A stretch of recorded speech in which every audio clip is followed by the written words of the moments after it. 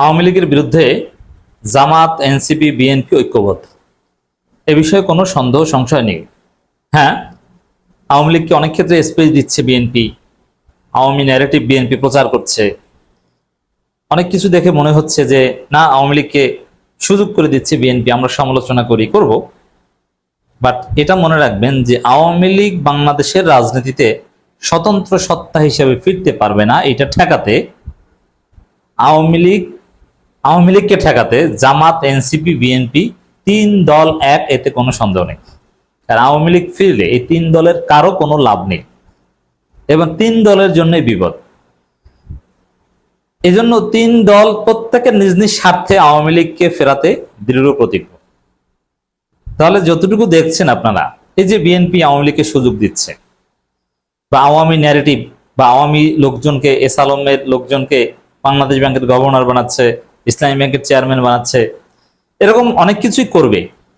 এটাও রাজনীতি, কিন্তু এটা হচ্ছে আওয়ামী ভোট ব্যাংক বা এগুলো বিএনপির দখল আপাতত আছে। 12 ফেব্রুয়ারি আওয়ামী লীগের ভোটে বিএনপি জিতেছে। জামাত যদি কিছু ভোট নিতে পারে, এনসিপি যদি কিছু আওয়ামী লীগ নেতাকে তাদের দলে ফেরাতে পারে, এরকম কিছু প্রতিযোগিতা থাকবে এবং জামাতকে চাপে রাখতে আওয়ামী লীগকে কিছু সুযোগ বিএনপি দিবে। কিন্তু যতক্ষণ পর্যন্ত আওয়ামী লীগের ভোট ব্যাংক বিএনপির দখলে থাকবে, আওয়ামী লীগ আলাদা ভোট ব্যাংক নিয়ে হাজির না হবে, ততক্ষণ পর্যন্ত জামাতকে চাপে রাখতে আওয়ামী লীগকে কিছুটা স্পেস বিএনপি দিবে। কিন্তু যখনই আওয়ামী লীগ আলাদা সত্তা নিয়ে নিজস্ব ভোট ব্যাংক নিয়ে হাজির হওয়ার চেষ্টা করবে, বিএনপির ডোলে পিষে শেষ করে দেবে। জামাতও হয়তো ভয় দেখাতে পারে। তারেক রহমান এটা কিসের ভিত্তিতে বলেছেন আই এম নট শিওর, যে আওয়ামী লীগের সাথে জামাত যোগাযোগ করছে। এটা কোনো গোয়েন্দা তথ্যের ভিত্তিতে বলেছেন নাকি জানি না, তবে প্রধানমন্ত্রী তো কোনো ভুয়া বা যেভাবে হোক গোয়েন্দা তথ্য থাকতে পারে, হতে পারে জামাতও বিএনপিকে একটু ভয় দেখাবে। এই যে বিএনপি, তোমরা চালাকি কম করো, আওয়ামী লীগকে সাথে নিয়ে কিন্তু তোমাদের 12টা বাজিয়ে দিব। এই ভয় দেখানো পর্যন্ত বা একে অপরকে চাপ দেওয়ার মতো দেয়া এই এতটুকু সীমাবদ্ধ থাকবে। কিন্তু চূড়ান্ত ভাবে আওয়ামী লীগকে কেউ ফিরতে দিবে না। আওয়ামী লীগকে নিয়ে জামাত খেলবে, বিএনপি খেলবে, কিন্তু আওয়ামী লীগকে খেলতে দিবে না। আওয়ামী লীগ একটা ফুটবল, এই ফুটবল এটা একবার জামাত লাথি দিবে, একবার বিএনপি লাথি দিবে, এবং জামাত লাথি দিয়ে বিএনপিকে ভয় দেখাবে, বিএনপি লাথি দিয়ে জামাতকে ভয় দেখাবে। বাট আওয়ামী লীগ ওই ফুটবলেই থেকে যাবে, তারা প্লেয়ার হতে পারবে না। প্লেয়ার যখন হতে চাইবে, তখন তাকে রেড কার্ড দেখিয়ে একদম আউট করে দিবে। এটি হচ্ছে খেলা। দর্শক, শেখ হাসিনা আপনারা জানেন যে ঘোষণা দিয়েছে 6 মাসের মধ্যে তিনি দেশে ফিরবেন, এই সেই। এবং এটা নিয়ে নানান আলোচনা হচ্ছে, বিশেষ করে আওয়ামীপন্থী বিশ্লেষক এরা কিন্তু বাংলাদেশে এখন বহাল তবিয়তে সক্রিয়। তারা অতি সূক্ষ্মভাবে আওয়ামী লীগের পক্ষে ন্যারেটিভ নির্মাণ করছেন এবং আওয়ামী লীগকে নর্মালাইজ করার চেষ্টা করছেন এবং আওয়ামী লীগ নেতাকর্মীদের মনোবল চাঙ্গা করার চেষ্টা করছেন। এরা কারা? যেমন এটা সবচাইতে সাকসেসফুলি করছেন আমার শ্রদ্ধেয় বড় ভাই, আমি যাকে অত্যন্ত রেসপেক্ট করি, গোলাম মোল্লা রনি ভাই। রনি ভাই অত্যন্ত স্লো কথা বলেন এবং তার কথার মধ্যে অতটা জৌলুস, স্মার্টনেস নাই, অথবা তার উচ্চারণ অতটা শুদ্ধ না। ইংরেজি বললে অত্যন্ত দুর্বল প্রনাউন্সিয়েশন, বাংলা উচ্চারণও অতটা সুন্দর হয় না এবং ধীরে সুস্থে কথা বলেন, তার সাউন্ড ভয়েস না। কিন্তু তিনি এই মিনমিন করে এত সুন্দরভাবে কথা বলেন, কেউ যদি তার কথা মনোযোগ দিয়ে শুনে তার ব্রেন ওয়াশ হবে এবং তার কথার একটা তাসির আছে এবং মানুষের মনের মধ্যে হৃদয় ছুঁয়ে যায় তার কথা। মোটিভেশনাল স্পিকার যত আপনি দেখেছেন, তারা মাইক হাতে নিয়ে স্টেজের এক পাশে দৌড় দেয়, আবার স্টেজ থেকে নিচে নেমে দর্শকদের মাঝখানে চলে যায়, এভাবে দর্শকদের মোটিভেট করে। কত মোটিভেশনাল স্পিকার দেখেছেন না? সালমান মুক্তাদির, আইমান সাদিক, সোলাইমান সুখন, বাংলাদেশের বড় বড় মোটিভেশনাল স্পিকার দেখেছেন, খালি দৌড়ায় আর চিৎকার করে, জোরে বলতে হয়, এর মধ্য দিয়ে তরুণদের ব্রেনের মধ্যে হিট করে।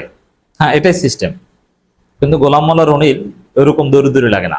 ঠান্ডা মাথায় এমন ভাবে প্রত্যেক দিন একটার পর একটা 3টা-4টা ভিডিও বানাতে থাকেন। এবং গোলাম মোল্লা রনি সম্ভবত কাজকর্ম এখন কম, জীবনে যা ইনকাম করার তিনি বৈধভাবেই করেছেন, হয়ে গেছে, এখন শুধু ভিডিও বানান এবং আওয়ামী লীগকে তিনি যে সার্ভিস দিচ্ছেন এরকম সার্ভিস আর কেউ দিতে পারছে না। আওয়ামী লীগের লোকজনের জন্য এখন সবচেয়ে জরুরি তাদের আত্মবিশ্বাস ফিরিয়ে আনা।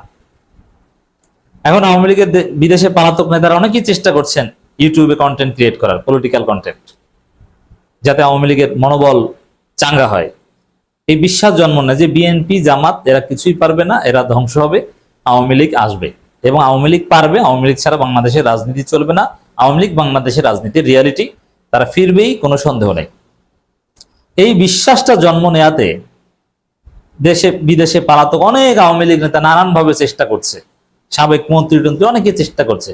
তাদের ফেসবুকের লেখা কেউ পড়ে না, ইউটিউবে তারা বক্তব্যই দিতে পারেন না। আমার বড় ভাই নাজমুল চেষ্টা করেছেন কিন্তু পারেন না। কিন্তু গোলাম মোল্লা রনি এই কাজটা এমন ভাবে করছেন, আমি জানি যে শেখ হাসিনা তার প্রতি এখন প্লিজ, যদি শেখ হাসিনার নেতৃত্বে আওয়ামী লীগ আসতে পারে, তাহলে যদি ক্ষমতা আসতে পারে, গোলাম মোল্লা রনিকে সরাসরি মন্ত্রী বানিয়ে দিবে, সরাসরি। তিনি এত অবদান রাখছেন। গোলাম মোল্লা রনি এখন বাংলাদেশের সবচেয়ে বড় আওয়ামী লীগ, আওয়ামী লীগের সবচেয়ে বড় গুরু বা আওয়ামী লীগের আধ্যাত্মিক গুরু বলতে যদি কাউকে আপনি চিহ্নিত করেন, বাংলাদেশের টপ নাম্বার 1 গোলাম মোল্লা রনি। এরপরে মাসুদ কামাল আছেন, তিনি অতি সূক্ষ্মভাবে তিনি আওয়ামী লীগের মনোবল চাঙ্গা করতে অ্যাক্টিভিজম করে যাচ্ছে। গোলাম মোল্লা রনি কিংবা মাসুদ কামাল যেটা করছেন ওটা বিশ্লেষণ না, ওটা অ্যাক্টিভিজম। অ্যাক্টিভিজম যারা করেন, অ্যাক্টিভিস্ট, তাদের একটা উদ্দেশ্য থাকে, তাদের একটা সুনির্দিষ্ট পক্ষের হয়ে কাজ করে, তারা আওয়ামী লীগের পক্ষে হয়ে কাজ করছেন। আরো আনিস আলমগীর বা পান্না এরা তো আছে নেই, অবশ্যই এদের লেজিটিমেসি নেই, এদেরকে জনগণ ওইরকম গুনে না, এদেরকে জনগণ সরাসরি ফেসিস্ট মনে করে। এই জন্য একদম সাধারণ লোক যারা অনেক সময় বলে ফেলে যে আগেই ভালো ছিলাম, এই টাইপের লোক, এই আনিস আলমগীর বা এই পান্না এরা এই টাইপের লোকদের বিভ্রান্ত করতে পারে না, কিন্তু গোলাম মোল্লা রনি সবচাইতে ভালো পারেন। দর্শক, ভবিষ্যতে যদি আওয়ামী লীগ আসতে পারে, গোলাম মোল্লা রনিকে যদি আওয়ামী লীগের প্রেসিডেন্ট সদস্য কিংবা সাধারণ সম্পাদকও বানানো হয়, আমি অবাক হব না। যদি এগুলো সব কল্পনা, কিন্তু কোনো লাভ হবে না।